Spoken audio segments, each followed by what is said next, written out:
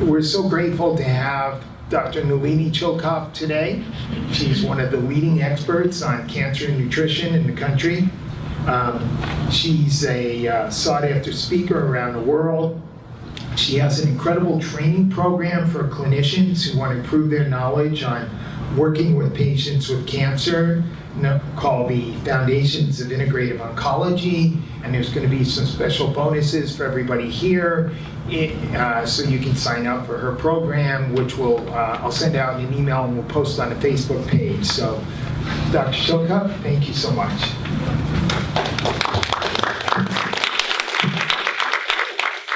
I usually get plugs. Oh. How's this one turn off? Yeah.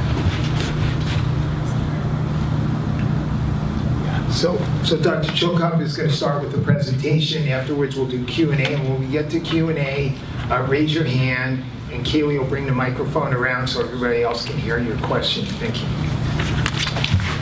So I want to tell you a story because this is news for me. I founded the American Institute of Integrative Oncology a couple years ago. And one of the reasons I haven't been here much is because I was building my course for clinicians, and it's been live now for 2 years, and it's really my legacy project.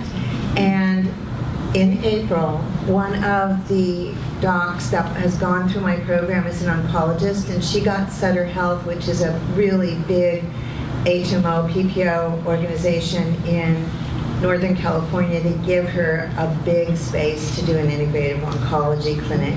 And she told me that my course gave her a framework and a path to do that. So that's really my mission, is to not only train oncologists, but really my focus is primary care clinicians, so that you feel more comfortable answering patients' questions who have been touched by cancer, are going through treatment, recovering from treatment. And this whole issue of diets is really, I think, full of mythology and confusion. And I think what we have to do is really follow the science. And so this lecture slide deck is actually for a 90-minute lecture. And I'm going to try and talk for 60 minutes, but I'm going to give you all the slides. And I'll highlight everything. There's a lot of references. I'll let you read those for yourself. And because I want to have a lot of time for Q&A, because there usually is a lot of that. So let's get started.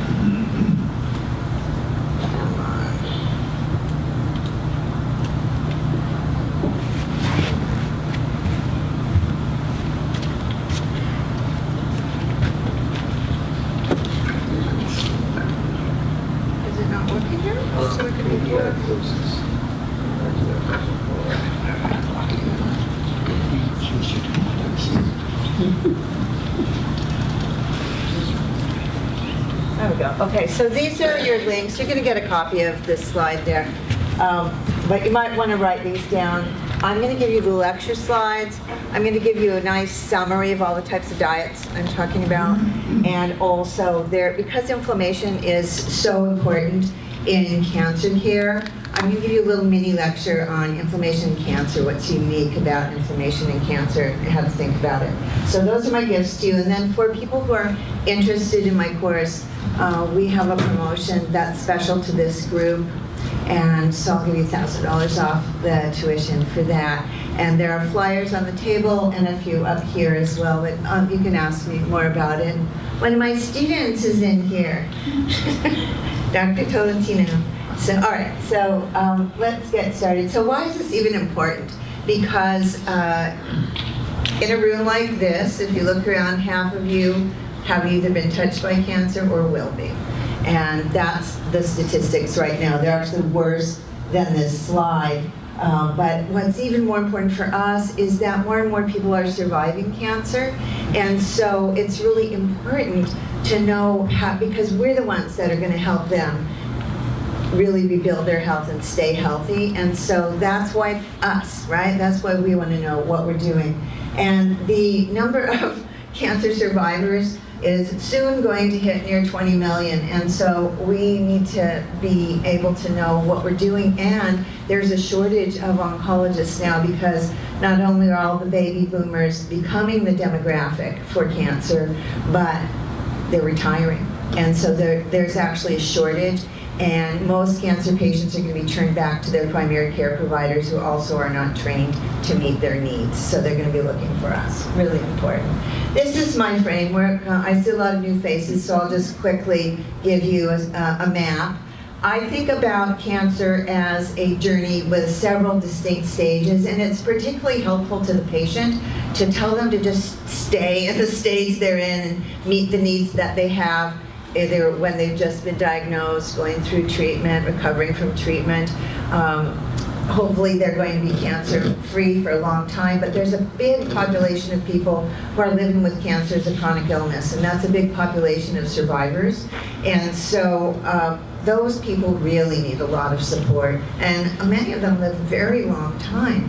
And so those tend to be breast cancer, prostate cancer, colorectal cancer patients, and so they live quite a long time.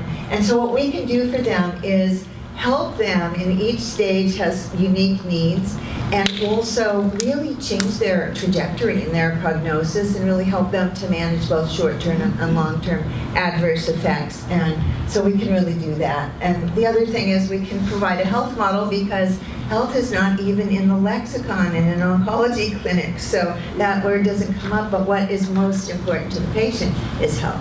Right? They don't want to be cancer-free, they want to be healthy, they want to get their life back. So we focus on the tumor microenvironment, the cancer terrain. The oncologist is typically really fascinated by the tumor, but we want to be fascinated by the whole system, the whole biosystem, and we can measure things in the cancer terrain. And of course, food impacts that, and we will look at that. And I expect all of my patients to be outliers. By the fact that they walk in my door, they're already outside the bell curve, and then we can educate them, give them more tools, empower them. The other thing that happens in an oncology setting is patients get very disenfranchised and disempowered. So my first visit is a lot about, number one, decreasing anxiety, giving them a sense of control, a sense of agency, but also giving them a framework where you have a complex illness, you need a team. So you need the disease experts, but you need health experts also, and that's us. But I tell them, you're the head of the team and we work for you.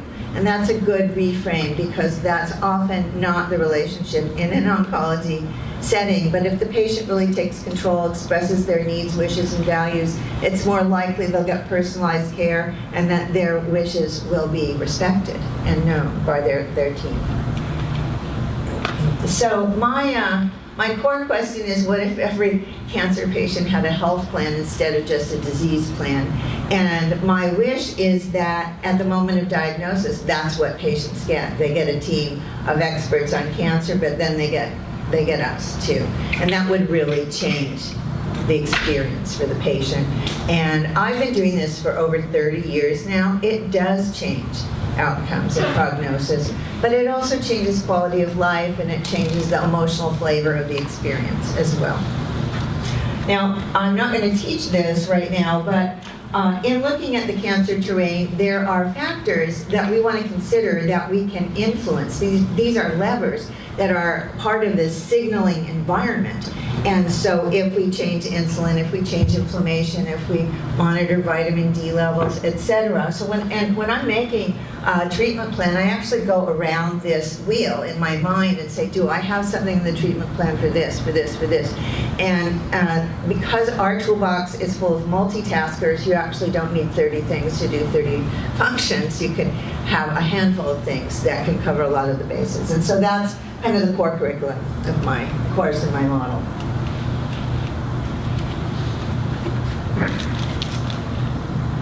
Excuse me, I think I have to turn this off. All right.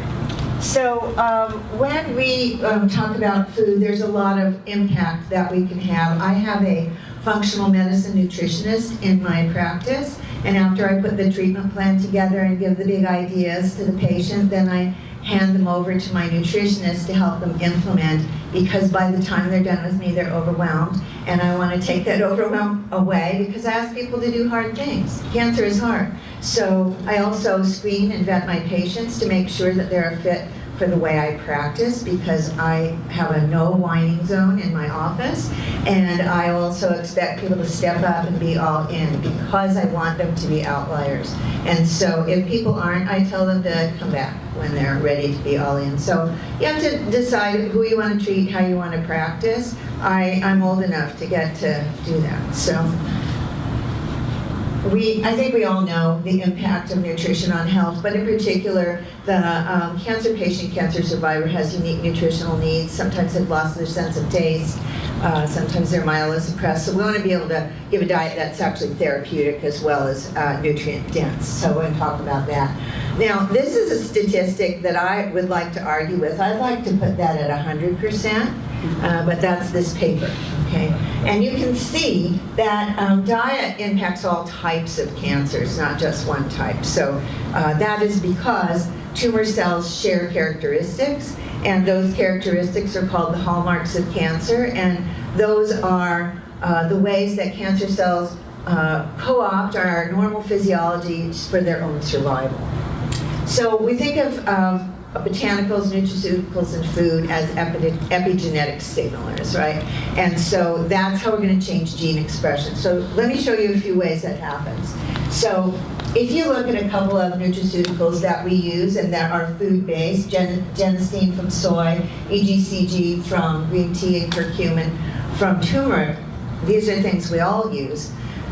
These are actually phytochemicals that talk to your DNA, change gene expression, change oncogene expression, change mRNA expression. There's a lot of research being done in mRNA functionality, and we can now map out certain cellular functions and characteristics to the expression of certain mRNAs. So we'll actually know more about our toolbox too. So we can either turn oncogenes off or turn tumor suppressor genes on with our toolbox. And so some of the things aren't exotic at all. It's just about dosing.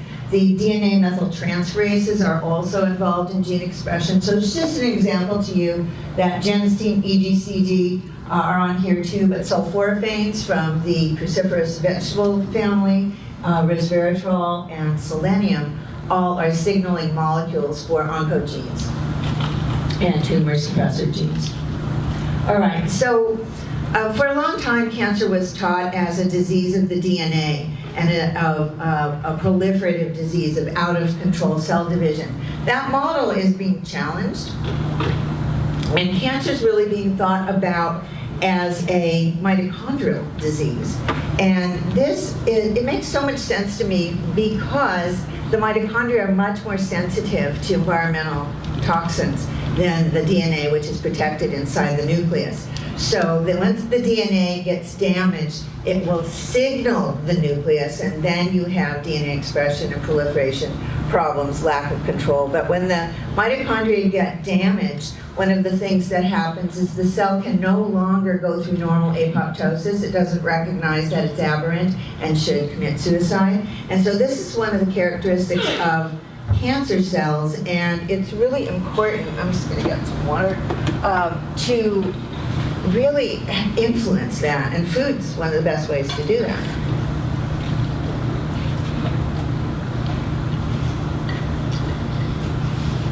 And if you're interested, I have a couple of references on a couple of papers.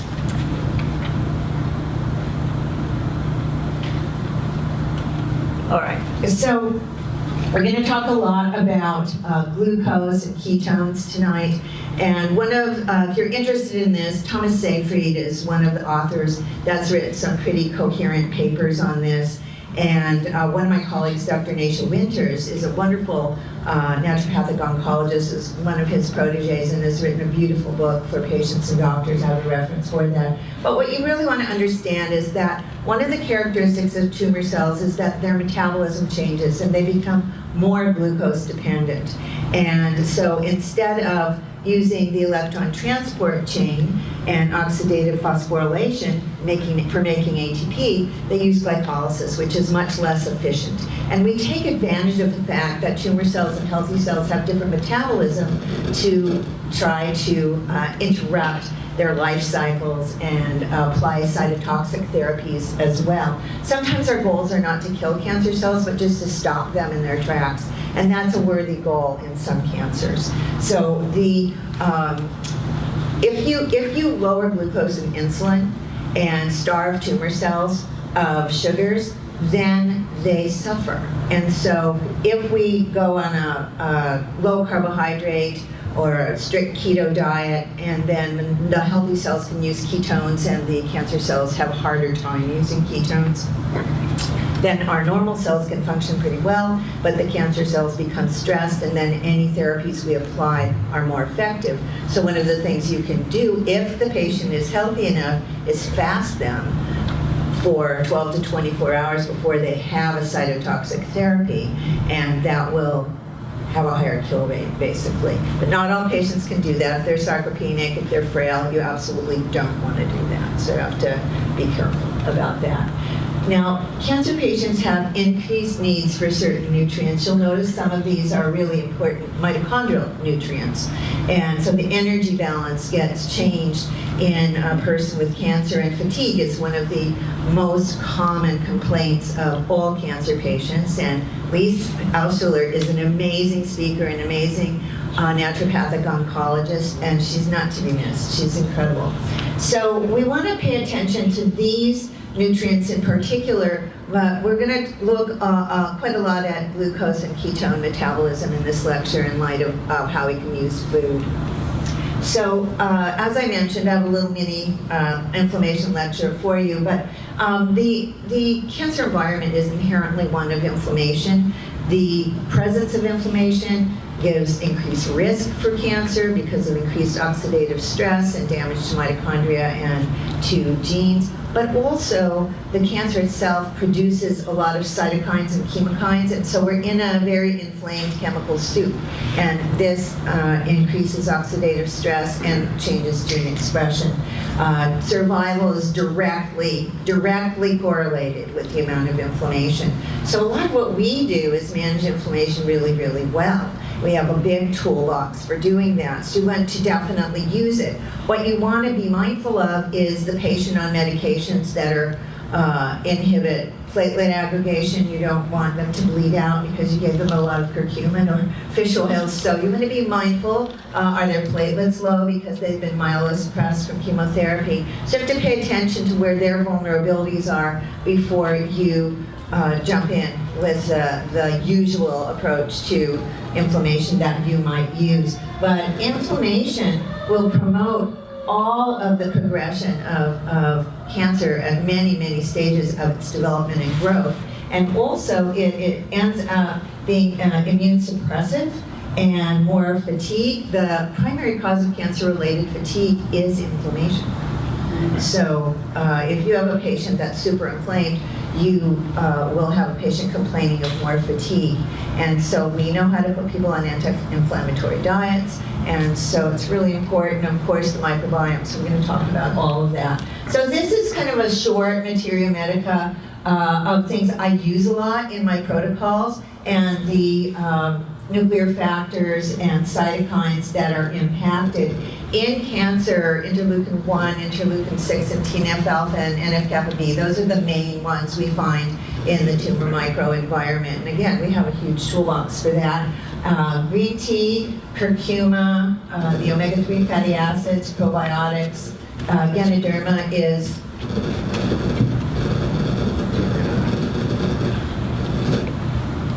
so many technical difficulties tonight. Okay, so Ganoderma, that's reishi mushroom, and resveratrol. These are all multitaskers and easy to get, right? And easy to get good quality. One of my... Look what you've done. Okay. I'm glad it was that easy.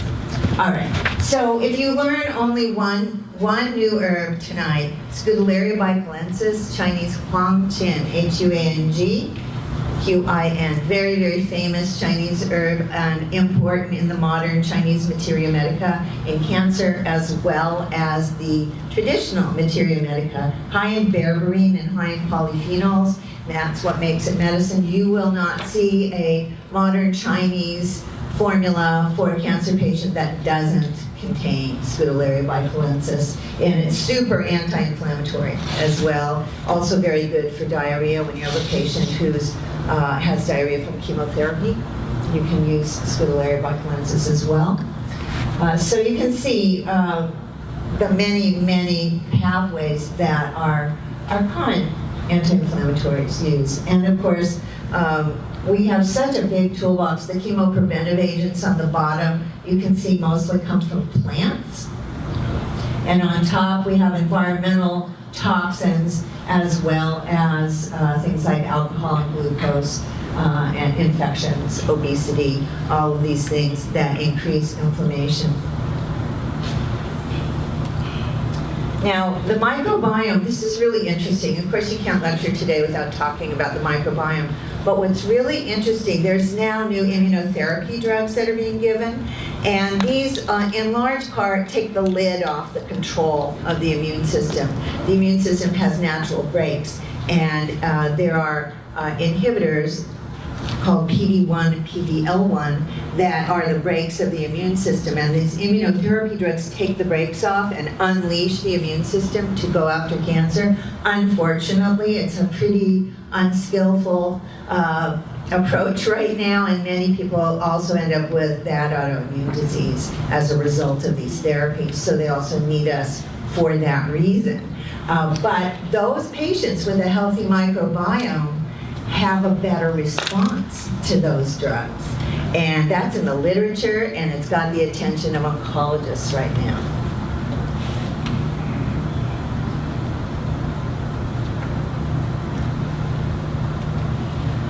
All right, so just to bring to your attention, the healthy microbiome has the capacity to downregulate a lot of the inflammatory cytokines and upregulate some of the anti-inflammatory cytokines. And this is a rather old study, but finally people are paying attention besides us.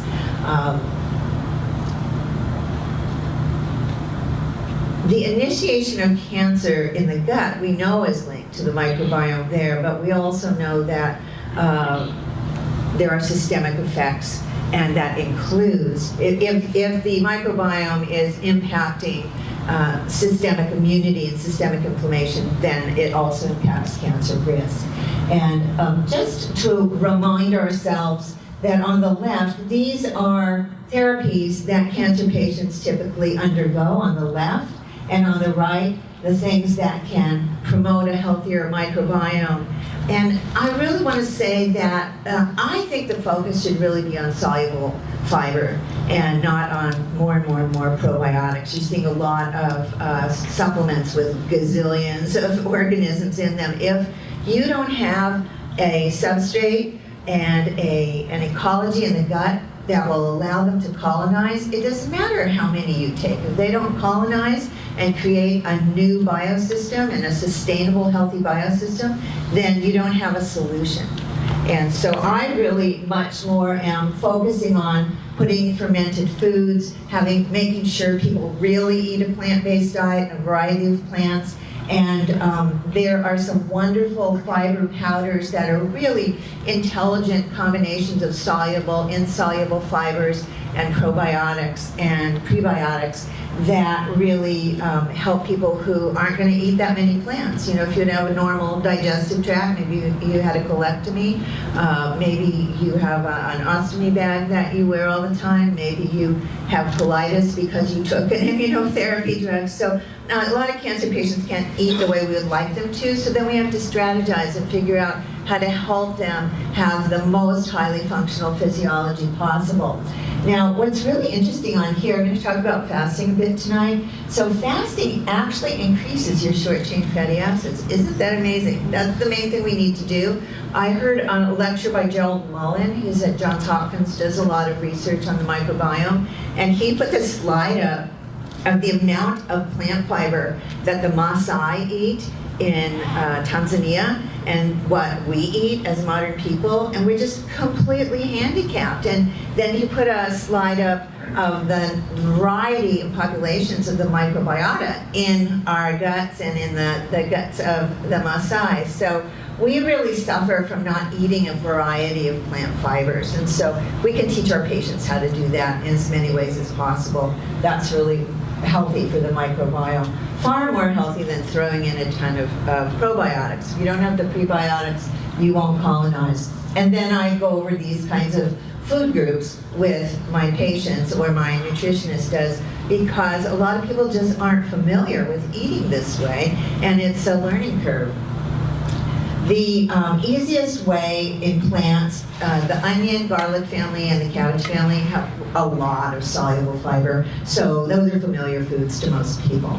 Is this mic going in and out? What? No, you're fine. No, It's fine, good. it's fine, okay. You're good. All right. Okay, so glycemic control is really important. Why is it so important? In the tumor microenvironment, many tumor cell lines have more GLUT4 receptors, more insulin receptors, and more transporters of glucose on their cell surface, more than normal cells. Why do they do that? Because they depend on glycolysis and they want to be more efficient in getting glucose into the cell. So again, if we control the tumor microenvironment and make sure a person has good glycemic control, then they have less aggressive tumor growth. Obesity contributes to the inflammatory environment and also to the hormonal milieu in a person's body. And so when you have more abdominal visceral fat, then you have more inflammation, you have a little estrogen factory going on, but you also have a depot for environmental toxins that are fat soluble. And so obesity, being the problem it is in the United States, is a contributor to cancer in a huge, huge way. And again, I just put this slide up to show you that obesity impacts a wide variety of cancers, not just one or two types of cancer. And this is becoming more foreground in oncology centers, but the nutritional approaches tend to be what I call last century nutrition, the registered dietitian style of nutrition. I hope I didn't insult anybody in here. So we really have to take the reins and teach patients that maybe what the nutritionist at their doctor's office told them wasn't really their highest option, their best option. But you can see that obese patients have a higher risk for cancer. They have a higher risk for recurrence too. In breast cancer, an obese woman, when she finishes her treatment, if she has no evidence of disease, she has a 40% higher risk of a recurrence if she's obese. And that's a teaching moment, you know. That's a highly motivated patient who just went through a really negative experience, and so they don't want to go through that again. So you have a moment when they're open to transformation and change. And I like to frame the cancer experience as an opportunity for healing and transformation, self-reflection, reorienting one's priorities and core values, and make it a transformational journey instead of just suffering. And so I think we have the opportunity to reframe for patients. So hyperinsulinemia, diabetes, hyperglycemia have a big impact on all cancers because of this receptor issue, but the ones in bold are more impacted, and you can see these are more common cancers as well. Pancreatic cancer, of course, we don't know if the hyperglycemia comes first and damages the pancreas and makes it vulnerable to cancer, or the other way around. Nevertheless, we know that hyperglycemia and glycemic control are an issue. So again, I think we are pretty good at teaching patients how to eat low carbohydrate, high fiber diets that are plant-based and don't trigger insulin very much. So patients read a lot of literature thinking that sugar feeds cancer. It's actually the insulin that's the growth signal. The glucose is the fuel, but the insulin is the growth signal to the tumor cell. And so it's much more important for the patient, I think, to simply understand which foods trigger insulin, and then that gives them an easier way to make choices instead of going down food lists. If they know food groups, I found patient teaching that's better. And then I think we, in this group, agree that hemoglobin A1C that's below 5.2 is ideal. I find it really, what shall I say? ridiculous that most standard of care medicine will not intervene with a patient's diet until their hemoglobin A1C is 6, right? That, you know, that's not early intervention, right? They've already lost function, they've lost receptor sensitivity by that point. If we catch them earlier, it's reversible.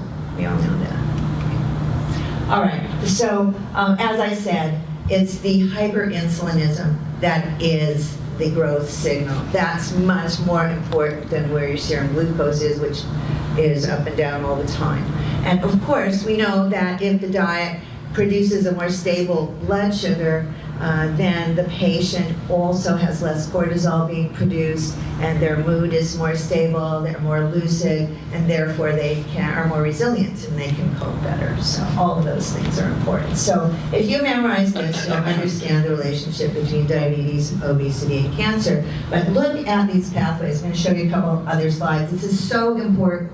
When you have obesity and insulin resistance and hyperinsulinemia, then you have not only cancer, but of course we all know more higher risk for cardiovascular disease and higher risk for infections and higher mortality. I'm going to talk a little bit about IGF-1 also. It's something you can measure as a biomarker that is a risk factor for recurrence in the tumor microenvironment. You can get a sense, you know, if you do look at a wide array of biomarkers that reflect tumor cell physiology. In this case, we look at the hemoglobin A1C, the fasting glucose, the fasting insulin, IGF-1, inflammatory markers like CRP. If you see all of those abnormal, then you have a terrain that is pro-carcinogenic and pro-cardiovascular disease, lots of other things, right? So these patients who are diabetic and obese have higher mortality also, not just higher risk, not just higher recurrence, but higher mortality. So helping them is really important. Carbohydrate-restricted diets are really more important. I think that it's a crime to give patients diabetes medications and tell them they can eat carbs. You know, that's what happens in endocrinology offices. So if they come into our office, we have the opportunity to say, no, actually, you will never be able to utilize carbohydrates as a reliable source of energy in your system, and you need to eat differently to feel well. And so patients need a lot of teaching on this. Carbohydrate restriction, lowering glucose and insulin, has these impacts on tumor cells. It changes the environment to not signal the development of tumor cells or the development and growth of tumors. It will delay the growth cycle, meaning the cells don't divide as aggressively. And you'll see on the other side, you have higher rates of proliferation. If you start looking at pathology reports, you can look at something called the Ki-67, which is a proliferative index. If you see that as a high number, you have a more aggressive cancer, and you want to have a more aggressive treatment plan. If it's lower, you can take a few breaths and take your time and walk the patient into it. But if you see that high Ki-67, you have to jump on it. You have to make sure the patient understands they need to start changing their physiology quickly. Now, the ketone bodies that occur when you go on a very low carbohydrate and low protein diet, and then you replace your calories with fats. I'll show you the ketogenic diet momentarily. But there's actually signaling that changes the tumor microenvironment, not only to take away the fuel of the cancer cell, but also to change its metabolism in its mitochondria in other ways. So the ketogenic or keto-ish diet, I'm going to show you what I recommend shortly, really has a huge impact. That's why it's so popular, but it's not healthy. So I'm going to show you what to do instead. So here's a study looking at patients with obesity and diabetes in colorectal and hepatocellular cancer. And I just wanted to show you this because of all the signaling that changes in an obese diabetic person that increases the metabolism and growth of cancer cells. You can see increased insulin not only increases your IGF-1, but the receptors as well. And you have increase in leptin, a decrease in adiponectin, increase in inflammatory cytokines, and then, well, with all that, you have oxidative stress and DNA damage. Remember, there's DNA in the mitochondria as well. And this was from the same paper showing the impact of green tea catechins on these same pathways. Some additional pathways like the B-catenin, those are growth signaling pathways that we can target with phytochemicals, and there are some treatments in oncology now. So reishi mushroom Ganoderma is well known because it's amazing, and I want to bring to your attention that you have to use good quality mushrooms. You have to have hot water extracts, and they have to be made from the fruiting bodies, and they can't be grown on grain. And so almost all the mushrooms that are inexpensive have those. They're mycelia. They're not necessarily hot water processed. They might be, but they're all grown on grain, and you get grain contamination in the product. In nature, fungi grow in the detritus of the forest, and so there's a lot of nutrients there. So there's a handful of companies that actually grow their mushrooms in a medium that is more similar to the natural ecology of the fungi. And there's one company that grows their mushrooms on a medium that has adaptogenic herbs in it. And so that Isaac Elias company, Clinical Synergy, their mushroom products are grown specially for them. And I really love their products. He spoke last week at Hyla's event, and he has a special knowledge and experience in cancer. And he's really actually an amazing herbalist as well. All right, so we want to use things that are multitaskers. So one of the great things about Ganoderma is it is an immunostimulant that you can also use in patients with autoimmune disease because it's also anti-inflammatory. That's not true of all the mushrooms, so that's a good thing to know about Ganoderma. But it increases short-chain fatty acids in the gut. It has CLA in it, conjugated linoleic acid, so it has an impact on glycemic control. And it is anti-inflammatory, as I mentioned. The main pathways we're concerned about, TNF-alpha, IL-6, and IL-1. There's a study by Dr. Bowers at UCLA showing that patients who have SNPs for these 3 inflammatory cytokines that causes them to have more inflammation are the patients that suffer the long-term fatigue and more difficult to control inflammation. I think we don't need to absolutely know that about patients in terms of their SNPs. If you take a good history and they have a long history of inflammatory disorders, you could conjecture that they're going to have more inflammation with their cancer, more inflammatory reactions to the treatments. And so you want to be prepared for that and have a treatment plan that has more control for inflammation for those patients. All right.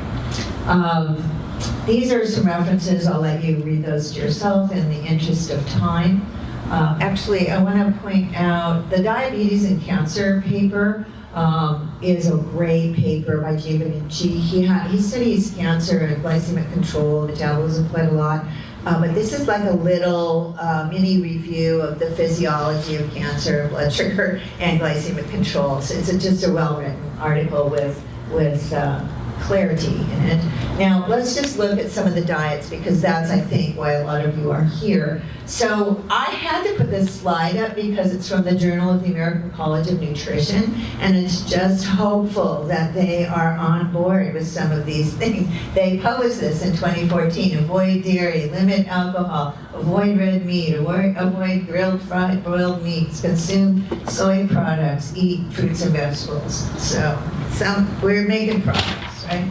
So here's a chart I made for you. My recommendations are the Outsmart Cancer diet. These are percentages, not grams, okay, on this chart. So the ketogenic diet is typically 60 to 85% fat. And it's low in protein and extremely low in carbohydrates. That's the classic textbook ketogenic diet. Really hard to stay on. Gives you diarrhea, makes you nauseous. So if you're doing that, you need to be taking some enzymes. And you also need to be monitored. It's really easy to have your minerals and your fluids and your electrolytes out of balance if you're not supervised. I had a patient who put herself on an extreme ketogenic diet, ended up in the emergency room. The physiology changes some of the functions of the nephron, and you can lose fluids and minerals on this diet. So it's not really a healthy diet, and it's not a safe diet, and I am not a proponent of it as a lifestyle. It is a therapeutic diet, and it should be done under supervision so the patient doesn't get in trouble. These are frail, vulnerable patients. We don't want them to go to the edge doing something extreme that ends up not being safe for them and produces more physiologic stress than they're already enduring. So there's a middle ground. If the patient is young and robust, they can do that for 2 days before they have their chemo. They could do that. But an 80-year-old, little old lady who weighs, 80 pounds, she can't do it.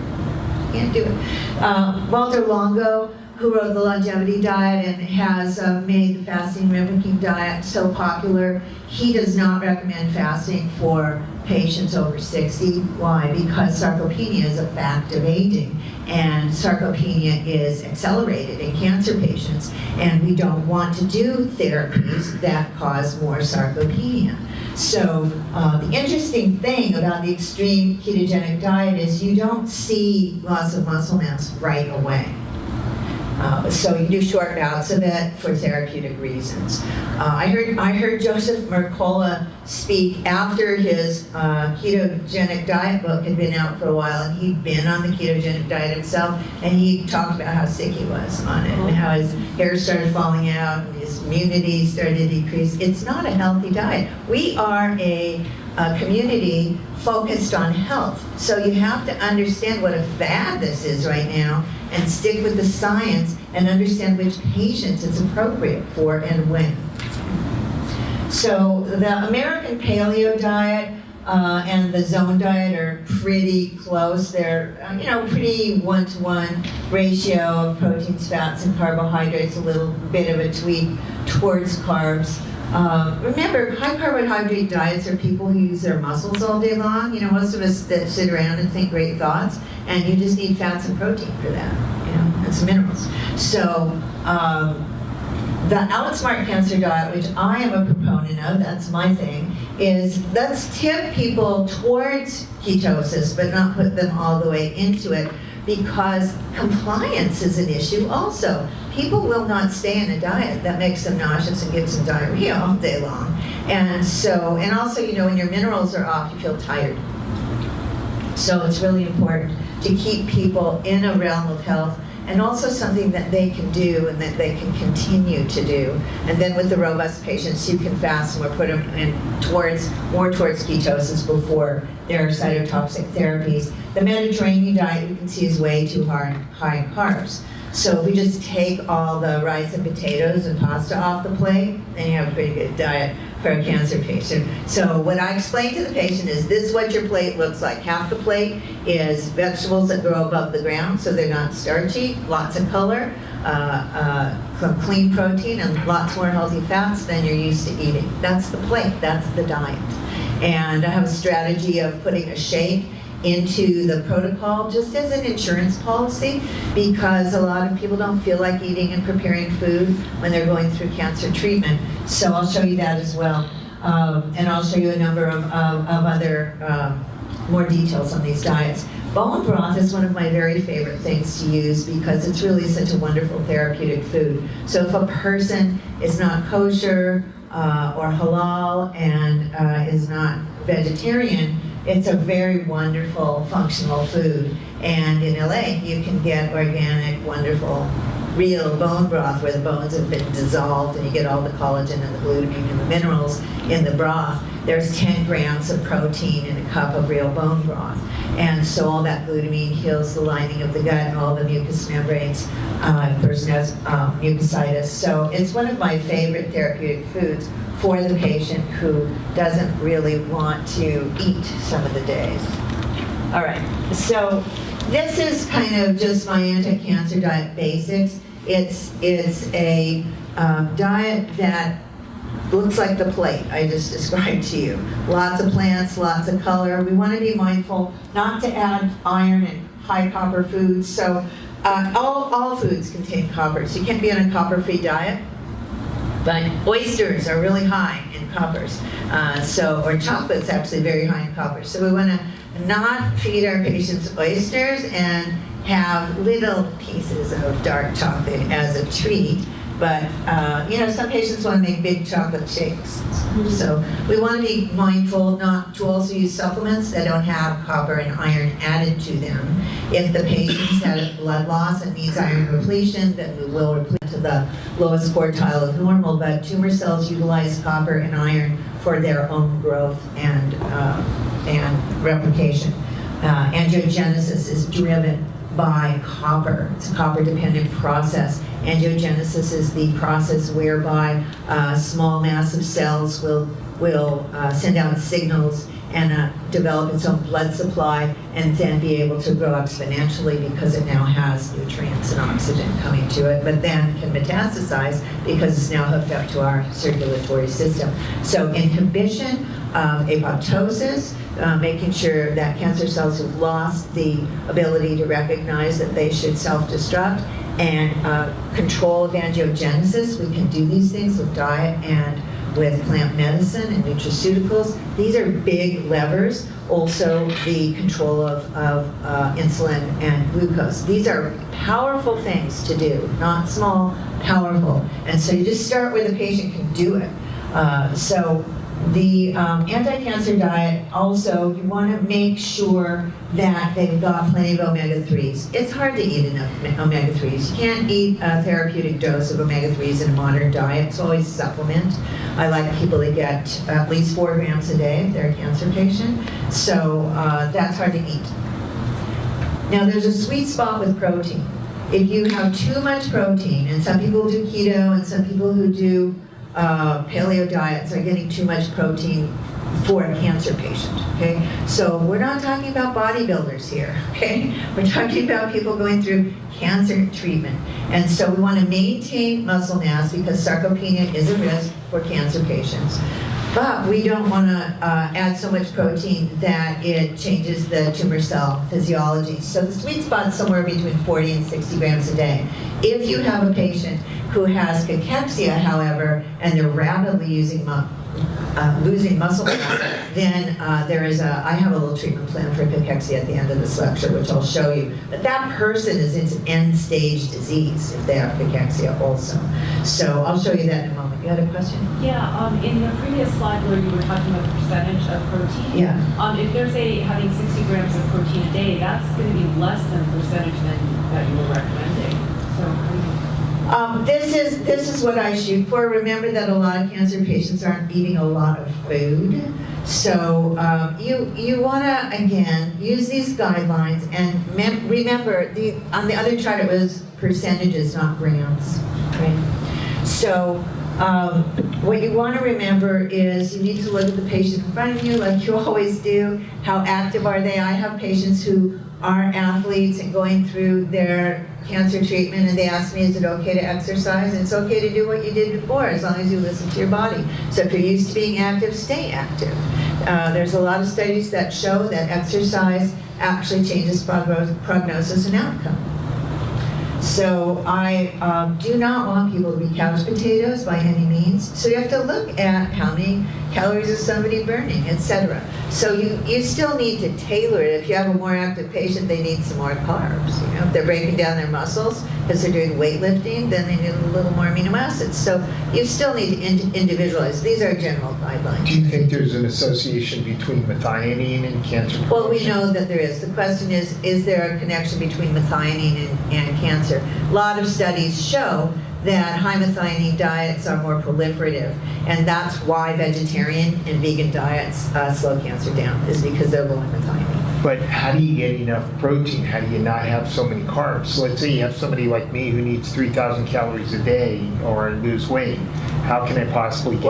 Well, if you want to use this strategy to disable tumor cells, then you have to get most of your calories from fats, right? You have to keep your blood sugar and your insulin low, but not lose weight because you don't have enough calories. So you have to get calories from fats, and that's why I use a shake. And you can make a shake with a lot of fat in it. So I'll show you a recipe, but that's the strategy during treatment. During treatment. And if you have active cancer, you have to modify that. And so it can be done. I have patients like you who are active through their whole treatment, and if your life looks normal to you, you feel better about what's going on. So just to show you, we have an upside down relationship to omega-3 and omega-6 fatty acids in the modern diet. And I actually check this ratio in all my patients because it's so important. Omega-3s not only are anti-inflammatory, but they change the behavior of the cell membranes, which is a little brain actually, and they also change cell adhesion, which is very important to whether or not cancer cells can metastasize and travel to a new location. So I actually shoot for a much closer ratio, like a 2-to-1 omega-6 to omega-3. I dose omega-3s really high in cancer patients. You just don't want to anticoagulate them, so you have to watch.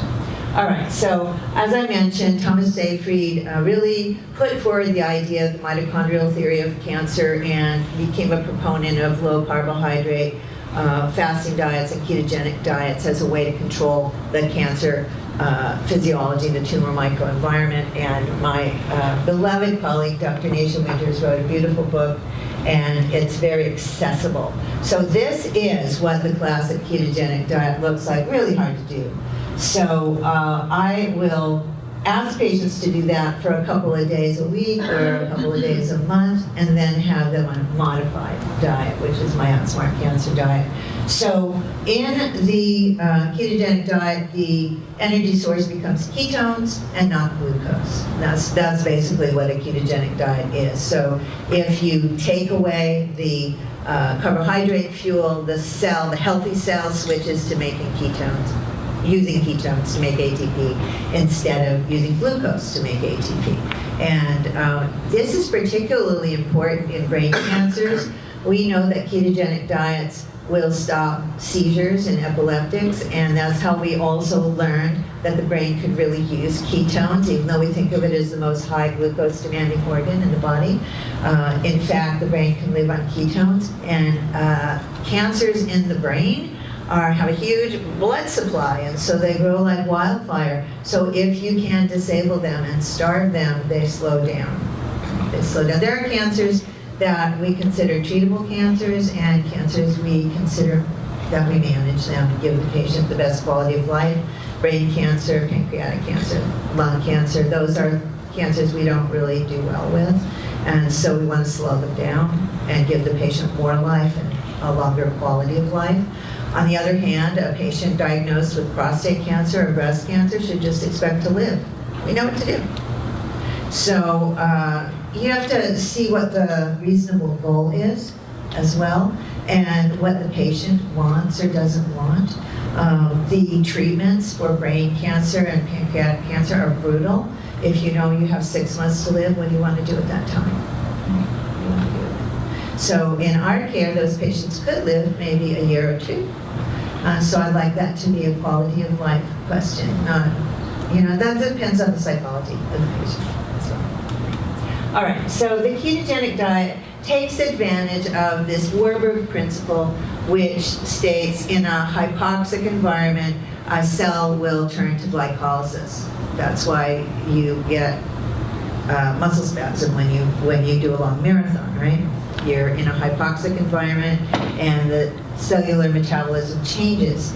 Cancer cells are in hypoxic environments when they're forming. So if you have a couple of aberrant cells and they start dividing, make a little ball of cells. And as they keep dividing, their way to get nutrients is just through osmosis, through the membranes. And at some point, that isn't enough for the center of that ball of cells, and you have hypoxia. Under that condition, you get the signal of vascular endothelial growth factor, which sends a message to a nearby capillary to bud out towards the cells, and the cancer cell pulls in blood vessels towards itself. And so this is how formidable cancer cells are. This is how smart and adaptive they are. So once they have that blood supply, they grow exponentially. So this is what we're trying to inhibit. And so when a patient is on a ketogenic diet, the reason I say it's unhealthy is because you can get, it depends how you do it.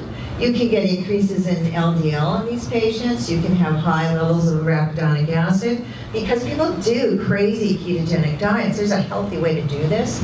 And then the ketogenic diet, as I mentioned, is a diet in which you can be depleted of important minerals. And these, the selenium, the copper, and the zinc, of course, are important to mitochondria as well. And some people will put themselves into pretty severe hypoglycemia. So again, it depends if a patient has a healthy physiology and good glycemic control and how efficient their mitochondria are at shifting to using ketones. So you have to watch people carefully. It is an extreme diet. I'm a very middle path clinician, so that's my bias.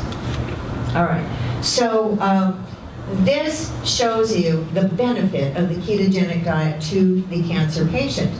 The cell will shift to back to oxidative phosphorylation. The Krebs cycle, the electron transport chain, will shift away from the anaerobic glycolysis of the tumor cell, and it will become a more normal cell, and then we can target it more. It becomes more vulnerable then, and then we get reduced proliferation, inhibition of growth, less angiogenesis, less inflammation, and more apoptosis. All the goals we want. So that's why the ketogenic diet is looked at as a valuable diet to the cancer patient, but we want to keep them healthy and not stress them. So there are a lot of studies showing that a low glycemic, low carbohydrate diet actually accomplishes a lot of those things with more safety for this patient population. And this is an approach that patients can do long term. It's just hard to do a ketogenic diet strictly. I think I've said all of these things. So I'll just go on for the sake of time. So there are just so many studies, and this is partially Walter Longo's work, came after all these studies, but he's a voice for it now. If you don't know who he is, he's at USC Department of Gerontology, does a lot of research on aging and on cancer. And he has this company called Prolon, which makes the most terrible product I've ever seen, to try and get people, it's so unhealthy, it's just so unhealthy, to try and get people into this state. But we know how to do it. We can do it with our own toolbox very easily and safely and with much better tasting food. So, so the goal is to push someone to low glycemic physiology. They don't have to be in ketosis unless they have a high proliferative aggressive cancer. So that's sort of how I practice.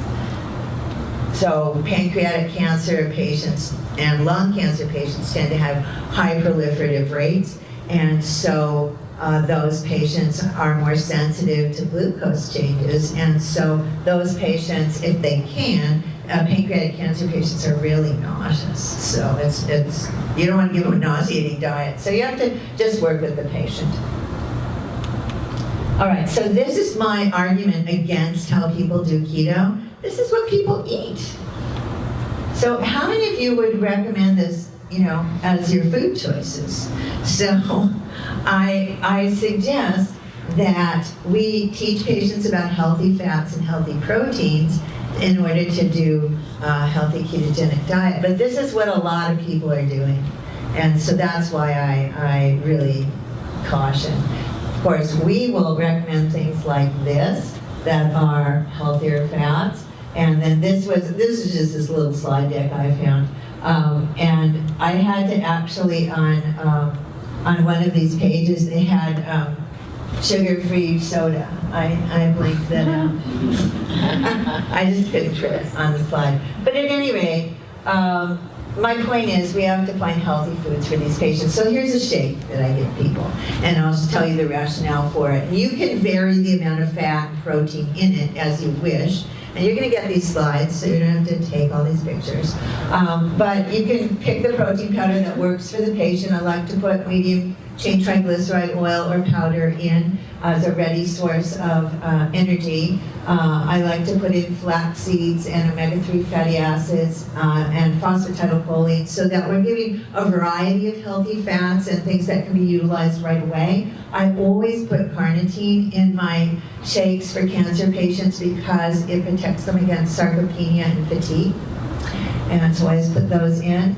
CoQ10, again, we want to support the healthy mitochondria as much as possible. There's a lot of literature on the benefits of CoQ10 in the tumor microenvironment as well. And then I know that my patients aren't going to eat 12 servings of vegetables every day when they have cancer going through therapy, so I put some kind of an organic resin greens powder just to get those phytochemicals in there, so I get a wide variety of signaling molecules. And then I'll have them put avocado in, especially if you're giving like a pea or rice protein, it makes the shake more creamy. And so it's more palatable to a lot of patients. And then you put any kind of seeds you want. Mark Hyman has a really great like all seed shake. I think it's in his Diabesity book or program. And it's actually really, really good. He puts a half of a lemon with the seeds and the peel into those really oily shakes, and it kind of lightens it up a little bit. So there's lots of ways to do this. I like to put a fiber powder that has soluble and insoluble fibers in it as well, make it really more like a meal replacement by having all these elements. And then you have to decide what to mix it with, but when you have this dense of a liquid meal, you need some enzymes. So I will have the person take with enzymes and with a copper-free, iron-free multi that's designed for cancer patients. Lise Altschuler has designed a little line of products for integrative therapeutics called ProThriver, and there's a really nice multi there for cancer patients. But if you have a good copper-free, iron-free multi, there are many of the companies we all deal with make those. That's adequate also. So lipase is definitely needed to counter some of the nausea that goes with these diets. So I wanted to also give you the link for Walter Longo's lab and all his papers. If you're interested in this, he's an interesting guy, and he's cute when he lectures, so it's easy to listen to him. So this is also another group that is studying fasting mimicking diets, low carbohydrate diets, not ketogenic diets, low carbohydrate diets for cancer patients. So this is really sort of where I land, being a more middle path clinician, but working with vulnerable patients. So a moderate ketogenic, but more plant-based, not animal product-based diet, and plenty of healthy fats. And then you get all these wonderful benefits. But one of my colleagues is a naturopathic oncologist that specializes in colorectal cancer, and she said that people who eat paleo for a long period of time have really, really unhealthy microbiomes because they're not making short-chain fatty acids. And so I found that so interesting. And so we have to be careful of all our little fads and ideologies and look at the science and see what's so. And so you get, in the paleo diet, you lose your akkermansia quite a lot, and that's a marker for a healthy microbiome. And so you could, if you do the stool tests, after somebody's gone through chemotherapy, their microbiome is wiped out. After somebody's had radiotherapy to their pelvis or abdomen, their microbiome is wiped out. Somebody has head and neck cancer and has radiotherapy to their pharynx and oral cavity, their microbiome in their mouth is wiped out, their teeth, get messed up, their saliva gets messed up. So we want to be mindful of this and try to help people recover from that. So plants are what give you a healthy microbiome. So whatever you choose to eat, make sure you got a lot of plants on the plate. That's basically the bottom line. And then this is such a wonderful slide because it shows you what a ketogenic plant-based diet does. You get a decrease in the metabolites that you don't want, you get a ramping up of immunity, you get control over inflammation, and you get a phenotype in the microbiota in the ratios that we want. That's what plants do. So it's really important that half your plate be plants, whatever else you eat. You need lots of plants. The modern paleo diet is problematic because of the low butyrate in the gut, because it can tip you into higher arachidonic acid, which is an inflammatory prostaglandin, and it can be high in animal and saturated fats, just like the ketogenic diet that isn't plant-based. And it can be really high in iron and copper and methionine, and so we don't want to do that. And some paleo diets are pretty acidic, and therefore they're not good for your bones and lots of other things, right, your joints. Now, vegetarian diets, if you look at studies, I don't put people on vegetarian diets unless they want to be, but I emphasize this plant-based, more plants, more plants, more plants. So I want to give my patients a diet they'll do, right? So I'm not an ideologue, I'm a total pragmatist. I want to find out what the patient will do, and I start there. So the studies on vegetarian diets are really pretty compelling, and people who eat vegetarian plant-based diets just have lower rates of cancer, period. I now test all my patients for glyphosate also, because that's ubiquitous, and I tested myself recently. I started eating organic when I was about 14 years old. I have a really low level of glyphosate, so it does make a difference, and it's, of course, known to be a carcinogen, particularly in lymphomas, B-cell lymphomas. Vegetarians have half the cancer risk of people whose diets are more animal protein and less plants. So it's a lot about ratios, and of course we teach our patients how to get clean animal protein if that's what they want. So this is just a chart showing the problems with some of the diets people latch onto. And so we want to ask them what they're really eating, try to educate them, and have them kind of loosen their grasp on their ideologies about food and teach them what's healthy for them given what they're going through. The problem with vegan diets, although they're all plant-based, they can be really high in carbohydrates. So you need a nutritionist on board to show a person who wants to be vegan how to eat a low carbohydrate diet that's adequate in protein. My solution to that is a shake, and it's just easier, because otherwise a vegan diet's a lot of work, and we have busy lives. So you can work it out with whatever the patient wants to do.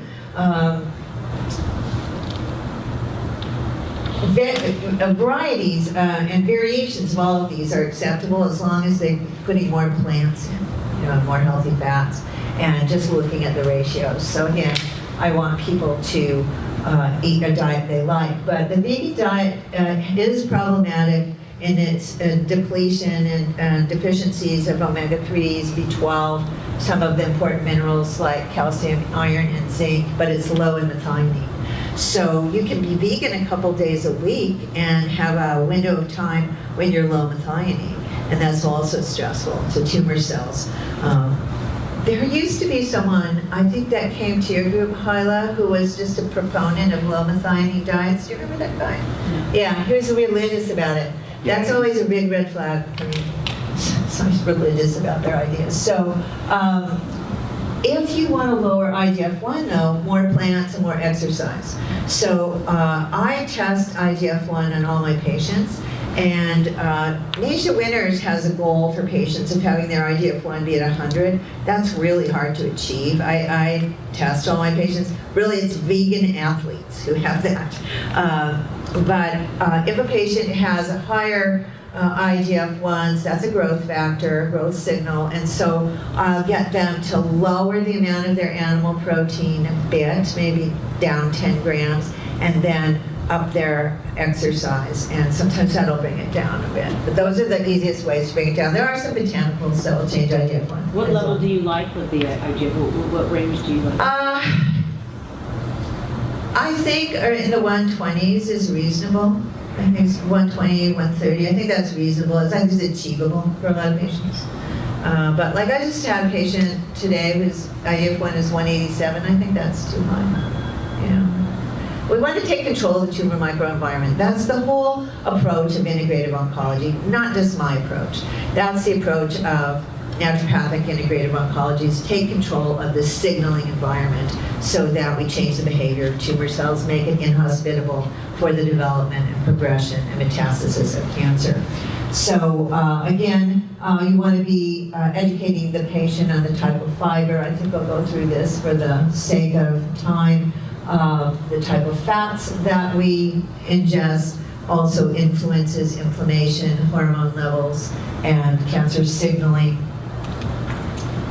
Meat intake, I have a couple of slides here on meat intake and a variety of cancers: breast cancer, prostate cancer, colon cancer. Colon cancer is really, you have to take people off red meat for colon cancer. It's directly associated, linear relationship to red meat and colorectal cancer. So those patients really have to be off red meat due to the iron and the high oxidative stress. Do you have a question? Yeah, does it matter what the source of the red meat is in terms of, these pastured local farms? Well, we always want our patients to have real food. So over here are the cows that graze and make high omega-3s. And over here we have the cows that get grain and make high omega-6. Yeah, it matters. Over here it's not food. We're confused in America what food is, right? So if a patient's going to eat that, but I take all colorectal cancer patients off because the research is just so strong. It's the iron that's in meat that produces a high amount of oxidative stress, and then those patients have usually dysbiosis as well in their gut. So kidney cancer, pancreatic cancer, and the leukemias and lymphomas and myelomas also are all increased when you have more animal protein and less plants. So that's my argument. I have a couple of slides here on soy and breast cancer, and I'm just going to make a statement, go through them, so we have kind of click through and you can read them. But this is so misunderstood. So Mary Hardy, if you know Mary, she's a physician here in Los Angeles, brilliant woman. She started the Simmons-Mann Integrative Cancer Center at UCLA. She's no longer there, and she's a closet herbalist, and she's brilliant. She does a lot of research. This is her statement: it's time for clinicians to reconsider their prescription against the use of soy foods by breast cancer patients. It's so misunderstood. It's an important question, but it's been answered, so we didn't need to argue about it anymore. So if we look at data from countries where soy is the primary source of protein, like much of Asia. In China, the rates of breast and prostate cancer are dramatically lower, even though they're living in an incredibly toxic environment in modern times. So we have a big laboratory to show us that. And that's not the subject of this lecture. I know that there are people who can't tolerate soy at all, so I'm not proposing that those people eat soy. But for people for whom soy is not a problem, it also is not a cause of cancer. It's not a cause of endocrine-driven cancers. And so I have a number of resources here. Dawn Abrams and Mary Hardy wrote this paper with that title, and it's a good, well-documented paper. But there are other studies that have been done. In fact, genistein, the primary isoflavone in soy, is actually an aromatase inhibitor, and we give aromatase inhibitor drugs to women who have estrogen receptor positive cancers, and also men who have estrogen receptor positive cancers, so that we inhibit the enzyme in the tissue, aromatase, that turns androgens into estrogens. And so soy does that, genistein does that. So nature is so amazing. Even though we have a phytoestrogen, there's other functions of the isoflavone molecule that actually cause the tissue not to be higher in estrogen. So we have to, again, look at the science and not get too stuck in our Is there a big ideology. difference in a woman who grows up in China, who's been eating large amounts of soy her entire life? And a lot of these studies were done in China, some of the biggest studies that Well, showing that actually, it's a soy great and breast question. cancer, compared to, say, a 40-year-old Who starts American eating woman soy. who just starts eating soy. Yeah. The impact is greater if you eat lots of soy when you're younger. Yeah, the studies show that if you had soy, if you're a woman, if you had a lot of soy as an adolescent when you were developing your estrogenic body, that the impact on lower rates is greater if you ate soy younger. And a lot of the studies show that the impact of a lot of soy in the diet actually shows lower rates of premenopausal breast cancers. But in China, they don't start eating soy at 40, so we don't have that study. What about fermented versus non-fermented? Well, then we're just talking about digestibility and traditional foods, right? So in terms of soy, soy foods should be non-GMO, number one, because almost all the soy in America is genetically modified, so we have to be careful. And the traditional way to eat soy is as a fermented food, and that breaks down the phytic acid in it, and so then it becomes, the nutrients become more accessible. So texturized vegetable protein made from soy and soy powders are not that, right? Are not that. So yeah, it's as a traditional food, it's been fermented. Okay. So I just wanted to put this forward. Let me just go quickly through the diets that patients come in asking about. So the Gerson diet's been around for decades. They've never once updated their diet ever on the basis of any research that's come out in the last 50 years. So that's one argument against it. But it's just flies in the face of common sense. 13 glasses of fresh, raw, carrot apple juice. What's that going to do to your insulin and your glycemic experience? 15 pounds of raw produce. I love vegetables. I could not do that. Fresh fruit for snacks. 5 coffee enemas a day. This old naturopathic treatment, I think it totally messes up your microbiome. I do not recommend it. We can definitely do other things for the liver besides rinse out our healthy microbiota. So I'm not a fan of that. Then because of the diet, they add iodine and potassium and B12 and thyroid hormone and pancreatic enzymes. So is that a healthy diet?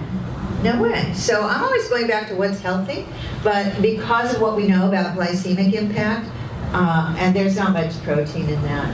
Now, patients will come in and say, should I juice, right? So again, I'm a proponent of if you want to liquefy your food, keep the fiber in it so you don't get a big insulin spike. So get a good Vitamix that will pulverize your food and liquefy it and keep the fiber in it, because a lot of the fiber in vegetables is soluble fiber, and we want to keep that in so you can make plenty of butyrate, short chain fatty acids, and then the glycemic impact, and not enough protein. These patients will have accelerated sarcopenia. Right? What about the high in sugar diet? Yeah. The high in sugar diet. There's a guy who was a physician, I can't remember his name, but he founded a company called Orgain, O-R-G-A-I-N, and he couldn't find anything that he could eat during his cancer treatments, and he was, faced with Ensure, and he made this product that's not perfect, but they sell it at Costco. Yeah. But it's organic, and it's okay. It's not what we would recommend, but for the general public, it's better than Ensure. Definitely better than Ensure. So raw foods. Remember that in different parts of the cancer journey, these patients will be immunosuppressed, and therefore it's better that they don't eat a lot of raw food and ingest a lot of bacteria that is destroyed with cooking. A lot of these foods have lost a lot of these patients have lost their hydrochloric acid, which is what sterilizes our food. So we have an at-risk population, more vulnerable to exposures to pathogens. We don't want to feed them more pathogens. We want to cook their food so that they aren't exposed when they're vulnerable.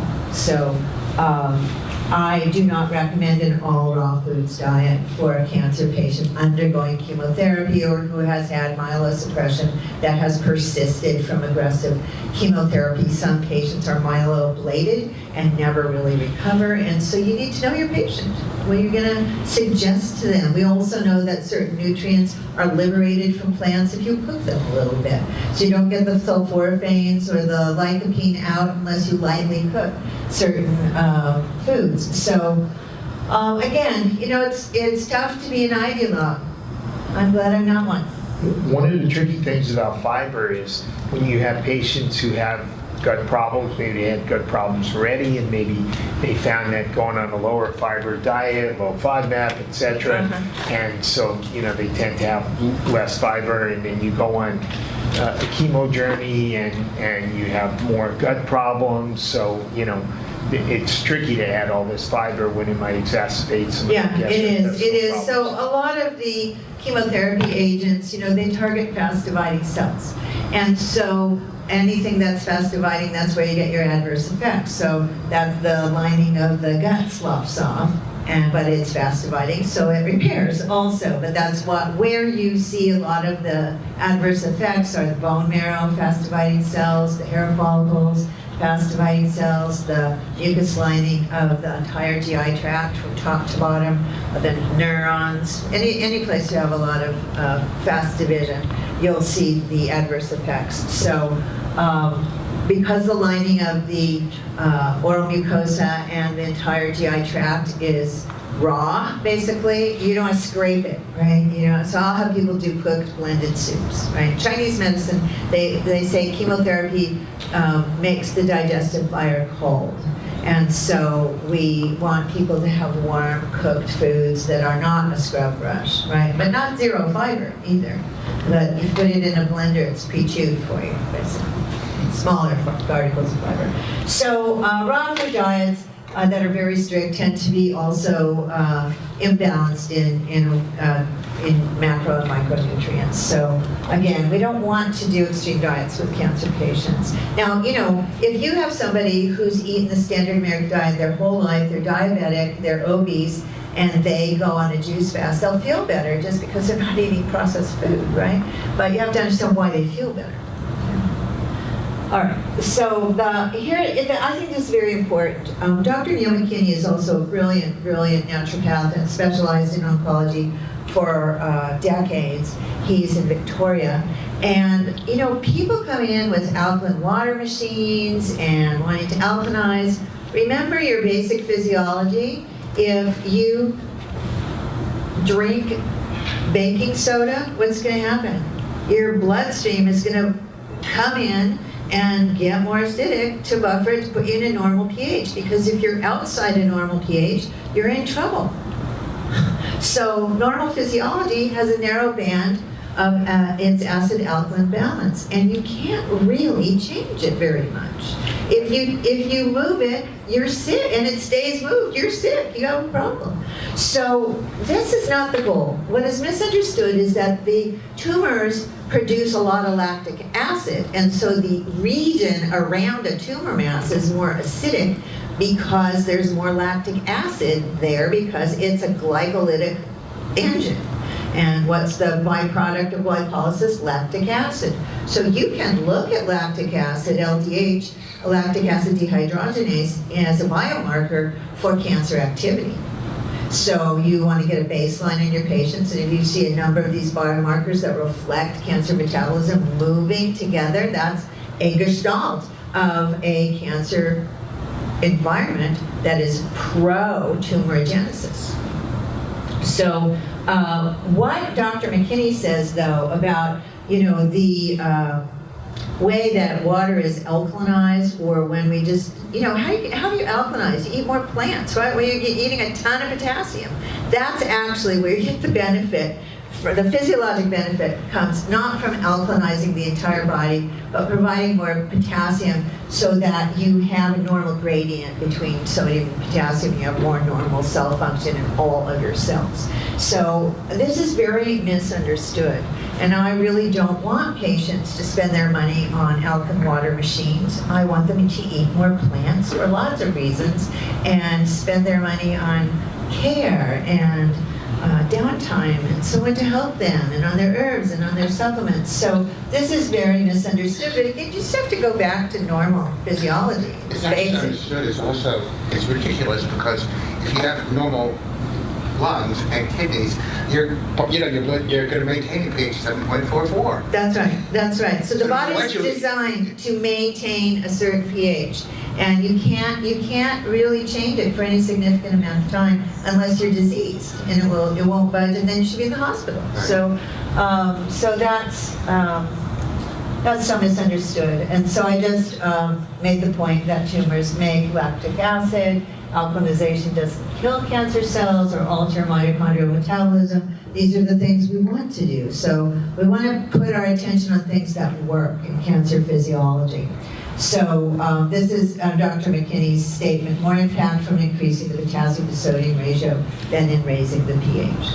So that's basic physiology. The Mediterranean diet is touted as a healthy diet. So as I pointed out earlier, it is healthy because it's lots of plants, lots of antioxidants, lots of monounsaturates, but it's too high in carbs, right? So you can modify it. You can absolutely modify it. Very important to understand that alcohol is a carcinogen. You cannot argue against that. So a lot of the studies where it seems to have the most impact are breast cancer, or it's just more studied in breast cancer, I think. But alcohol is a carcinogen. It's linked to all of these cancers. And you can see that head and neck, esophageal, and colorectal are where the alcohol actually has contact with the tissue, right? That's number one. The liver, of course, is the metabolizer, detoxifier. But there's a higher rate of breast cancer in women alcoholics. So I encourage women to limit their alcohol intake to maybe 1 glass of wine on a Saturday night with dinner, and, you know, if they really want to have it. But it's really better for women with breast cancer, we know that, and these other cancers, to really avoid alcohol. And this is a good resource, the Alcohol Cancer Risk Fact Sheet. So let's talk a little bit about, let me see, what time are we at, Ben? 8:23. Uh-oh. All right, so I'll just go through these quickly, and then we can do Q&A. All right, are you guys good? Yeah. All right. So these are some slides that show you the benefits of calorie restriction, fasting, and the fasting mimicking diet. So all of these things will produce these results. You get changes in cell senescence, you get changes in growth signaling, the AKT, mTOR, RAS, MAPK pathway is a growth signaling oncogene pathway, so if we decrease that, then it's healthy. So you can see, on the one side is what happens to a normal cell, what happens to a tumor cell.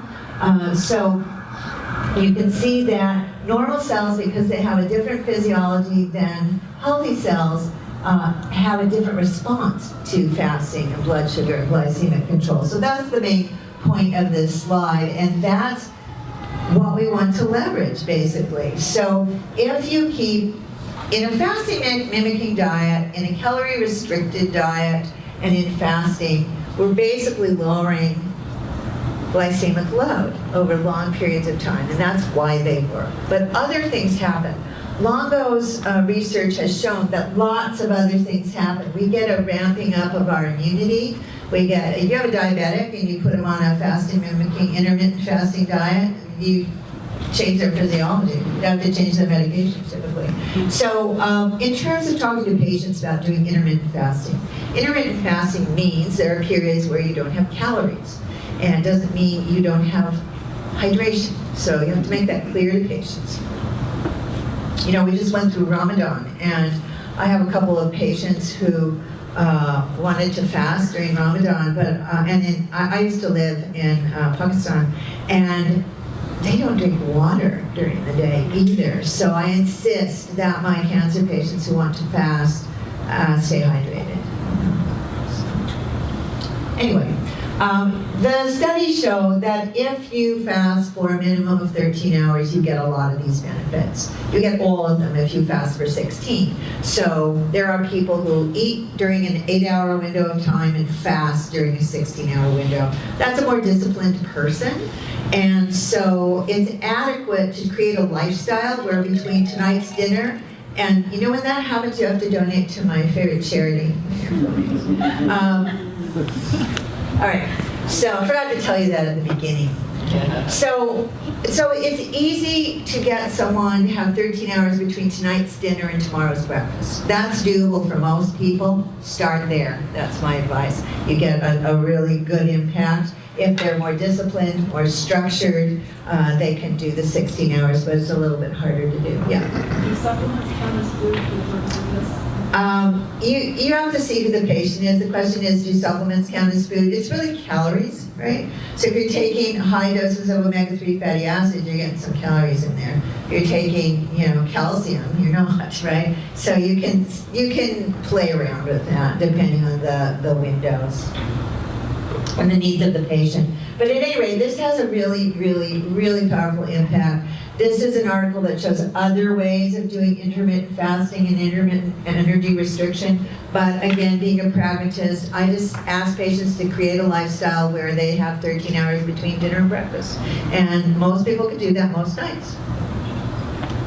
All right, so there's just a lot of compelling research on it. But look at this study. Breast cancer survivors who consistently had 13 hours or more overnight had a 36% lower risk of having a breast cancer recurrence and a 21% lower risk of dying from breast cancer. That's compelling, right? So there's lots of studies like that. So I have a bunch of slides like that. So this is kind of the guidelines that you asked. But again, you have to see who the patient is and decide if that's healthy and safe for them to do or not. Also, patients with cognitive decline and dementia, they don't remember what they're doing. So they have to have a caregiver who feeds them or doesn't. So you have to, again, see who the patient is. The demographic of cancer patients are, pretty much over 50. So you want to know what someone's cognitive reserve is before you ask them to do really complicated things, right? All right, so this is from Walter Longo also. So cancer patients suffer from malnutrition, sarcopenia, and cachexia already. So again, you have to assess, is it safe for a patient to change their nutrient intake and their calorie intake? You have to just evaluate every patient. Also, a lot of the studies thus far by Longo are in yeast and mice, and only a limited number of human studies to date. But there are these studies on intermittent fasting, this overnight fasting. There's lots of studies on those. And so that information is solid, and those are low carbohydrate intermittent fasting diets. There's plenty of studies on that. So that's solid ground. It's just because Walter Longo has good marketing, everybody's got intermittent fasting as the buzzword, and fasting mimicking diet is the buzzword. What does it mean, right? So calorie restriction does have a lot of impacts. I'll just let you read this slide to yourself. This is that same slide again. And if you really study this, you'll just see what happens to normal cells and tumor cells, and everything goes in the direction that we want. And that's kind of my summary statement. Lots of studies. I wanted to give you a couple of strategies for these more extreme effects. So if you have a patient with significant loss of muscle mass, then you can see if they can ingest 60 to 80 grams. I do that with a shake. But, and carnitine is dramatic in these patients, also in cachectic patients. A little CoQ10 push the mitochondria, and weight-bearing exercise. May I have your attention, please? The library will be closing in 30 minutes. Okay. The second floor restrooms will be closing in 15 minutes. Everybody If you pee need a now. library card, please go to the customer services desk immediately. Thank you. All right. Anybody needs to pee? Go. All right. So, so this is a sarcopenic patient. But cancer cachexia is a very unique physiology of extreme inflammation where the body essentially is digesting itself, super inflamed, unable to gain weight or muscle mass in spite of adequate calories. It's a metabolic predicament. I have reversed this in patients by doing this. So I have patients who have had to stop their cancer treatment because they were so sarcopenic and tipping into cachexia, and you can turn it around, but you've got to get a patient to do this, right? So you have to explain to them how to do it. I'll generally do the omega-3 fatty acids in liquid form. It's just too many pills otherwise to get up to 6 grams. And again, don't anticoagulate them. And then I'll add really high quality ginseng. That's my own secret sauce in this. But the first three ingredients are from Dr. Dwight McKee, who's a very well-known, famous integrative oncologist, now retired, my mentor. I owe much to him. What's the role of the Panax ginseng? It's a yang tonic, and so building muscle is yang. It's good for fatigue. Yang, the fleeing of the yang is what it looks like when someone's dying. That's how the Chinese describe it. And so you bring them back to life for a little bit. Yeah. Okay. So then this is just that same shake I showed you before.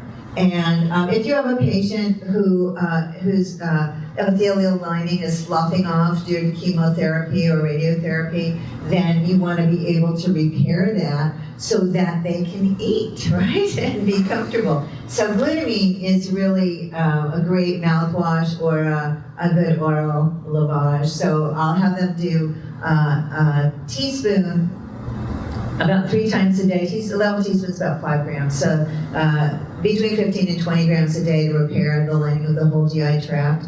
And then a little mouthwash with glutamine. You can also use like a glutathione wash in the mouth.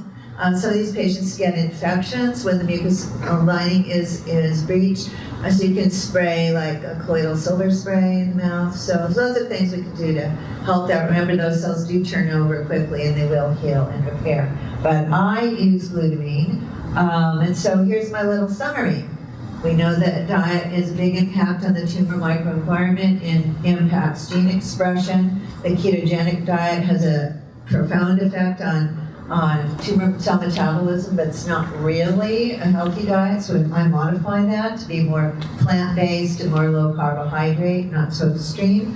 I'm a proponent of plant-based diets, and we have our goals of controlling inflammation, glycemia, promoting healthy microbiome, using intermittent fasting as a tool, helping patients have a normal body composition, and talking to them about alcohol intake. The end. I forgot to mention that your next order from Metagenics, if you have a Metagenics account, you'll get 10, 15, or 20% off for the next week using the code on the sheet back there. Of any products, Right. any combination, mix, anything. I love that you have a medium chain triglyceride powder now, and so that's a little logistically easier for patients to travel with and use. I like that. And they have an organic, plant-based powder that you can add to your shake as well, the phytoorganics. Yeah, that's really great in packets also.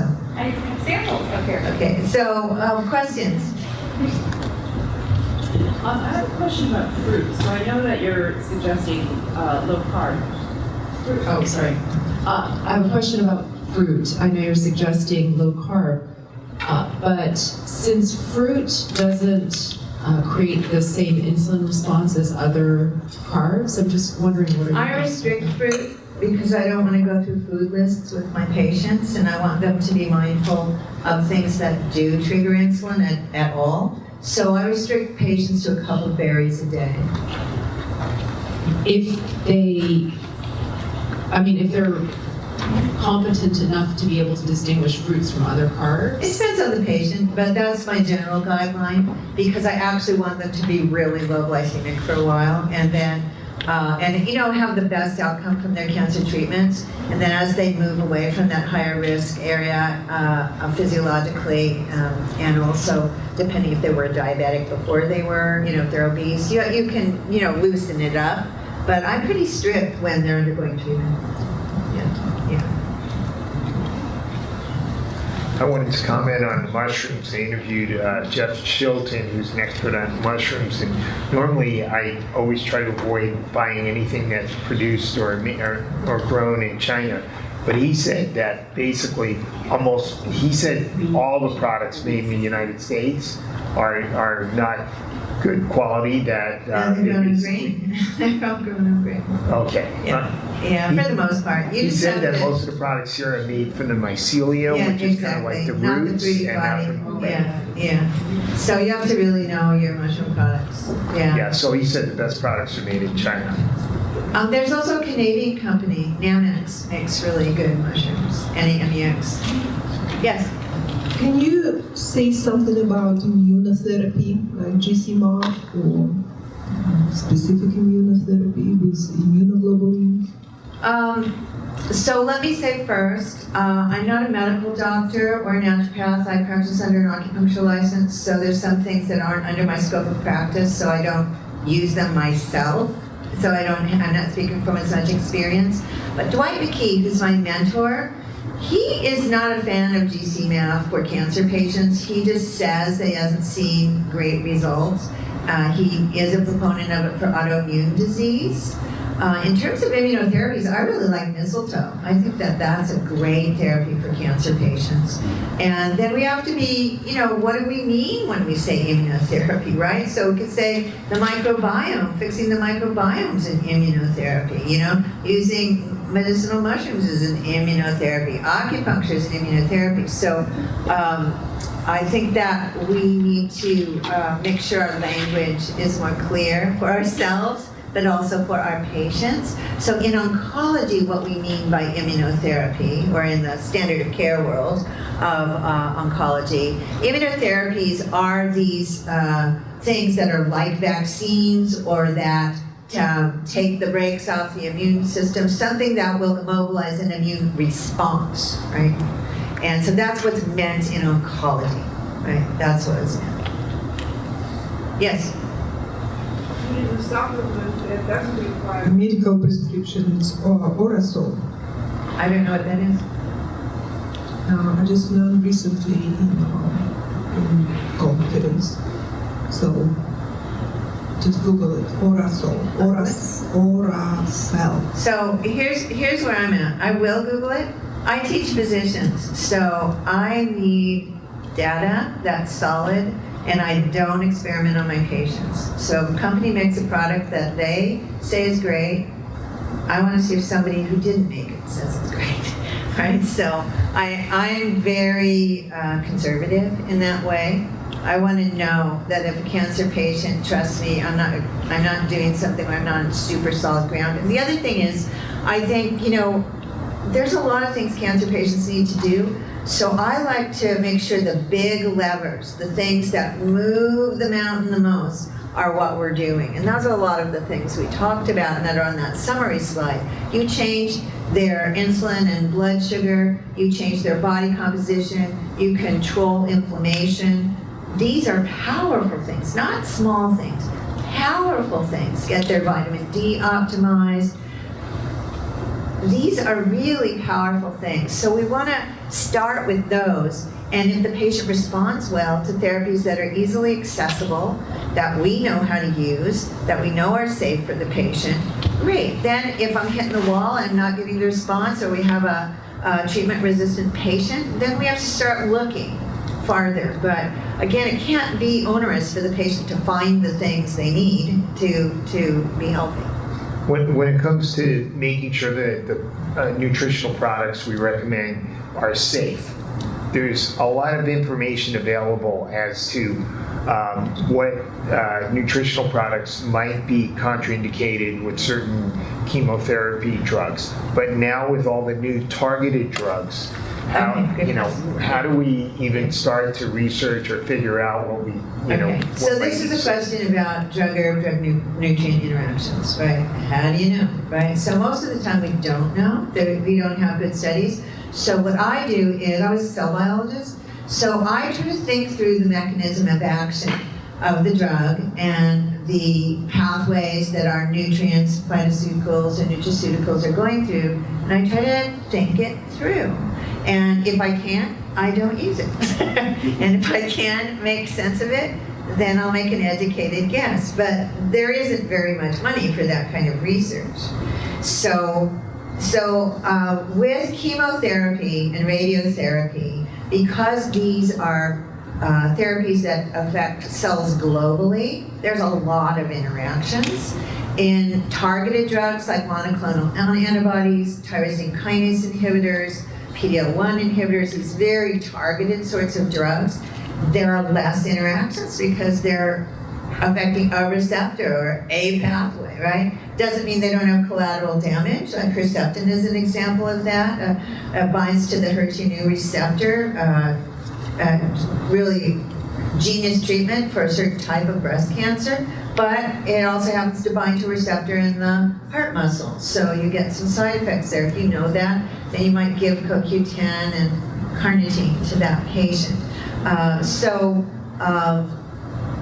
This is where it gets art and science are both needed, but you have to think it through in that way. There are studies that show that for example, curcumin should never be given with a cyclophosphamide, ifosfamide groups of chemotherapy agents. Some things we know. On the other hand, all the platinum drugs, which are used in a wide variety of cancers, damage the nephron, and there are makes the nephron leak magnesium, so always give magnesium when patients are on those drugs. But at the same time, there are some studies on milk thistle being safe to give concurrently with the platinum drugs, not interfering with the metabolism of the drug. And I always think of milk thistle as a liver detox, right? But it's been shown not to interfere, and so some patients have permanent kidney damage from platinum drugs. So if we can protect them, then we should have a strategy for that.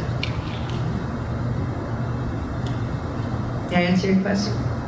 Yes, thank you. All right. Anybody else? Okay, you're saturated.